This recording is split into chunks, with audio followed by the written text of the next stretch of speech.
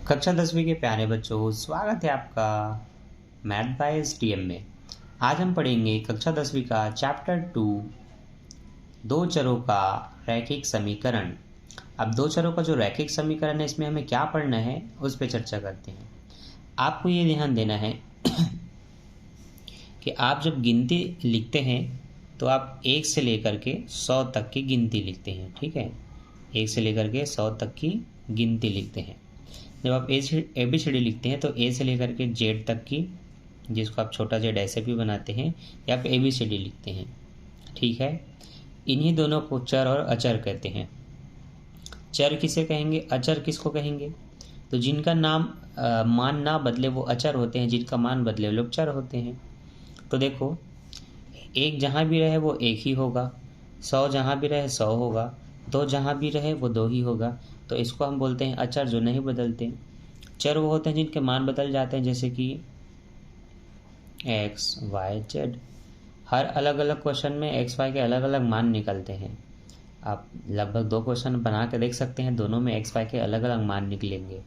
तब आपको पता चल जाएगा कि इसको चर और उसको अचर क्यों कहते हैं। देखिए, अगर कोई क्वेश्चन कहता है कि एक 2x है और एक 2y है, दो अलग अलग चर हो गए जिनका टोटल वैल्यू टोटल 10 है। अब एक नीचे में क्वेश्चन है 2x 3y और यहाँ पर टोटल वैल्यू उसकी 10 है, 20 है। अब किसी क्वेश्चन में बोला जाता है कि इन x की और y की वैल्यू ज्ञात कीजिए। ठीक है, क्वेश्चन यही कह रहा है कि x और y के मान ज्ञात करें। आपको क्या करना है, सबसे पहले बस ये ध्यान देना है कि ये है समीकरण 1 और ये है समीकरण 2। दोनों समीकरणों में x वाला समान है कि नहीं, y वाला समान है कि नहीं, पहले ये चेक करो। तो y वाला तो असमान है, एक में 2 और एक में 3 है, लेकिन x वाला दोनों समान है, दोनों में 2 है। तो हम लिखेंगे 2x प्लस 3y, ये जो दूसरा वाला है, बराबर 20। और दूसरा लिखेंगे 2x प्लस 2y बराबर 10। अब आपको क्या करना है, दोनों समीकरण को घटाना है। घटाना है तो माइनस का चिन्ह लिखना है इस तरह से।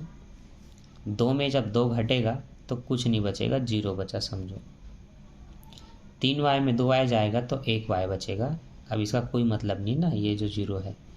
तो 3 में 2 गया, 1y बचा। 20 में 10 गया तो 10 बचा। आप कह सकते हैं कि y का मान आपका 10 है। तो जो दो चर ज्ञात करने को बोला गया था उसमें से एक आपने ज्ञात कर लिया 10, तो आप बोलेंगे y बराबर 10। तो आपको x का भी मान निकालना है, तो चलो ये भी ज्ञात करते हैं। इसके लिए आपको क्या करना होगा, y के मान को समीकरण 1 में रखना होगा या फिर 2 में, कहीं भी रखेंगे और मान निकालेंगे। तो आपको लिखना होगा समीकरण 1 में y बराबर 10 रखने पर। अब समीकरण 1 क्या है, 2x प्लस 2y बराबर 10। जहाँ y का मान 10 रखना है तो 2x को ऐसे ही लिख दो, इस y के जगह आप इस 10 को रख दो और बराबर ये 10 रहेगा। मतलब इधर की संख्या ऐसी रहेगी, इधर की संख्या ऐसी रहेगी, बस y को हटा के 10 लिखना है क्योंकि y का मान 10 है। अब 10 दूनी आप गुणा करोगे तो 20 होगा। इसको फिर से वैसे उतारना, इसको भी वैसे उतारना है। अब प्लस 20 इधर आके क्या होगा, उसको पक्षांतर करो, क्योंकि ये अगर x नहीं है तो इसके साथ नहीं जुड़ सकता। तो इसको संख्या चाहिए जिसमें x y नहीं है, तो वो 10 इधर है तो ये 20 को इधर ले आओ। तो प्लस 20 इधर आ क्या होगा, -20 होगा। इसके बाद आपको क्या करना है, दोनों को घटाना है। तो 20 में 10 जाएगा, 10 बचेगा। पर बड़ी संख्या जब नकारात्मक हो तो आंसर में भी नकारात्मकता दिखानी है आपको, मतलब माइनस लगाना है। तो -10 के बटे में अब 2 को पक्षांतर करेंगे। अब देखो, ये प्लस इधर आके माइनस हुआ, पर ये वाला प्लस माइनस क्यों नहीं हुआ, ये नीचे क्यों आ रहा है? ये नीचे इसलिए आ रहा है क्योंकि जब 2 चीज़ें एक साथ इस तरह से हो, अलग अलग चर अचर, तो ऐसे वो गुणा के रूप में होते हैं। और गुणा वाला जब भी इधर आएगा तो वो भाग करने आता है, तो वो हमेशा इस संख्या के ऐसे नीचे में आएगा। इसीलिए 2 आया नीचे में 10 के, और 2 एकम 2, 2 पंचे 10, 5 आया। अतः आप कहेंगे कि x का मान यहाँ पर 5 होगा। क्या होगा, 5 होगा। ठीक है, अब आप लास्ट में बता सकते हैं कि x बराबर 2, सॉरी 2 नहीं 5, x बराबर 5 और y बराबर 10 ये आपका उत्तर है। ठीक, अब ऐसे आपको बहुत सारे क्वेश्चन करने हैं जिसमें कुछ मान समान होते हैं, कुछ मान नहीं होते हैं, वो आपको समान करना होता है। ठीक है, जैसे कि देखिए मैंने दिया x + y = 10, मैंने दिया 2x + 3y = 6। ठीक, अब आप देखेंगे ये समीकरण 1 और इस समीकरण 2 में ना तो x समान दिख रहा है ना तो y समान। तो सबसे पहला काम होता है किसी भी एक को समान करना। अब मान लो मैं चाहता हूँ कि मैं x को समान करूँ, तो मुझे ये देखना होगा y वाले में y नहीं, दूसरे वाले में x का मान क्या है। तो दूसरे वाले में x का मान 2 है, इसका मतलब यहाँ भी 2 लाऊंगा तब दोनों समान हो जाएंगे। तो आपको लिखना पड़ेगा समीकरण 1 में 2 का गुणा करने पर, और आपको गुणा कर देना है समीकरण 1 में। तो समीकरण 1 है x + y = 10। आप 2 का गुणा कर रहे हैं तो यहाँ आपको 2 लिख देना है। ये 2 × 1 = 2x हो जाएगा, ये 2 × 1 = 2y हो जाएगा, और ये 10 दूनी ये 20 हो जाएगा। ये है समीकरण 1। अब ये है समीकरण 2 जो कि है 2x + 3y = 6। अब जैसे आपको पता चल गया कि दोनों समान हो गए, तो अब आप क्या कर सकते हो, दोनों को घटा सकते हो। तो घटाने के लिए आपको लिखना होगा समीकरण 1 में 2 को घटाने पर फिर इस तरह से माइनस का चिन्ह लगा के 2 से 2 पूरा कट जाएगा, 3 में 2 जाएगा, y बचेगा, बड़ी संख्या माइनस है तो आपको माइनस लगा लेना है, ये याद रखना है। 20 में 6 जाएगा तो 14 आएगा। अब y माइनस में नहीं होना चाहिए तो इसको माइनस में बदलना है, तो इसमें माइनस का ऐसे गुणा हो जाता है, तो माइनस माइनस प्लस y, और जो 14 था वो -14 हो जाएगा। ये आपका उत्तर y का निकला। अब आपको x का भी मान निकालना है, तो इसी -14 को आप इसमें रख दो। तो जैसे कि आप इसमें रखते हो, देखो क्वेश्चन है x + y = 10।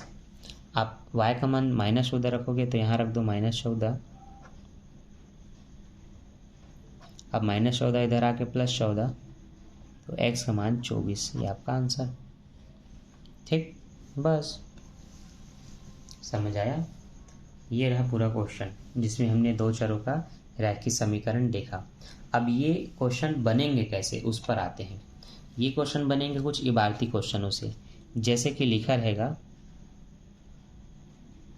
एक दुकान में 3 पेन 2 रबड़ 10 रुपए में मिलते हैं तथा उसी दुकान में 2 पेन 4 रबड़ 8 रुपए में मिलते हैं। तब आपको देखना है कि एक पेन और एक रबड़ की बात की जा रही है, तो आप मान लो पेन को x और रबड़ को y।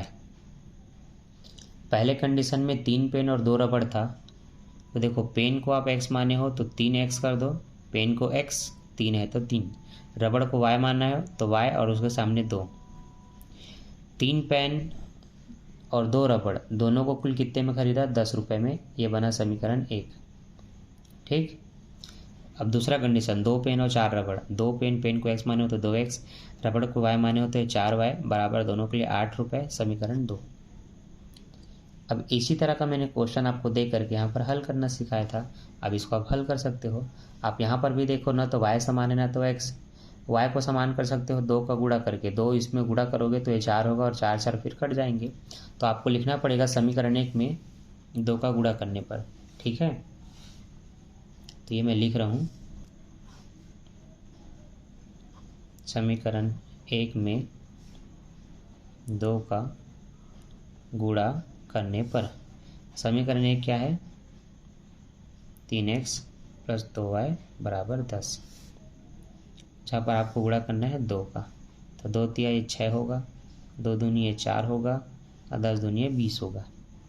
अब आपको इसके दूसरे समीकरण का गुणा करना है जो कि है 2x 4y और 8। अब दोनों को घटाना होगा तो आप माइनस का चिन्ह लगाएंगे, 4 में 4 घटेगा, 6 में 2 जाएगा, 4x बचेगा, 20 में 8 जाएगा तो 12 बचेगा। अब जो 4 है वो नीचे आएगा इस तरह से, और 4 एकम 4, 4 तिया 12, x का मान निकला 3। अब आप बता देंगे अतः x = 3 और y बराबर कितना निकला आपका कितना निकला y का मान? अरे y का तो निकला नहीं है, अभी तो y का निकालना है। चलो ठीक। अब x का मान 3 आपको कहीं रखना पड़ेगा समीकरण 1 या 2 में। समीकरण 1 कितना था आपका? समीकरण 1 था 3x + 2y = 10। x का मान 3 निकला है तो आप यहाँ 3 रख दो, जो इस 3 से गुणा भी करेगा, तो 3 क्या 9 हो जाएगा, +9 इधर आएगा तो कितना हो जाएगा वो? -9। 10 में 9 हो जाएगा, 1 आएगा। अब y का 2 भी नीचे आ जाएगा ऐसे, तो y का मान कितना निकला? 1/2। अब बताओगे अतः x = 3 y = 1/2, ये आपका आंसर। बस ठीक। तो ये आप देखो पूरा आपने आज क्या पढ़ा, पूरा आपने पढ़ा 2 चरों का रैखिक समीकरण, ठीक है, विस्तार से। आई होप आपको वीडियो पसंद आया होगा।